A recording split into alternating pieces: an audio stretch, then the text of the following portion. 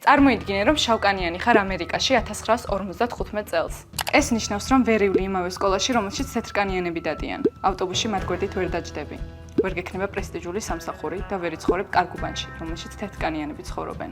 მოკლედ, შენი ცხოვრება სავსე იქნებოდა შეზღუდვებით და აკრძალვებით. ეს ყველაფერი როზა პარქსის ერთმა პატარა ქმედებამ შეცვალა. ერთ დღეს როზა პარქსი, რომელიც სამუშაოდან დაღლილი ბრუნდებოდა, ავტობუსში ავიდა და თავისუფალი ადგილი დაიკავა. ამ დროს მძღოლმა მას თეთრკანიანი მგზავრისთვის ადგილის დათმობა მოსთხოვა, რაზეც როზამ უარით უპასუხა. ამის გამო ის დააპატიმრეს.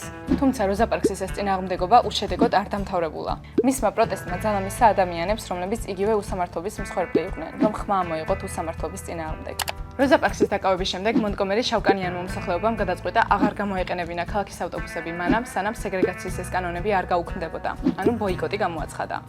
სეგრეგაციის კანონები სწორედ ის კანონებია შავკანიანებს და თეთრკანიანებს რომ ყოფდა ერთმანეთისგან. ავტობუსის კომპანიებს ამ ბოიკოტით უდიდესი ზარალი მიადგათ, რის გამოც სასამართლომ სეგრეგაციის ეს კანონი საბოლოოდ გააუქმა.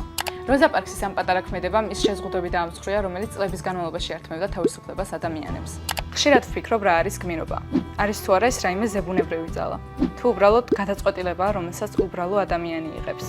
ჩემთვის როზა პარქსის ისტორია ამ უკანასკნელი სიმბოლოა. ეს არ ყოფილა ბრძოლა ხმით ან იარაღით. ეს იყო ჩუმი, მშვიდი დაპირისპირება, რომელმაც მთელი ისტორია შეცვალა.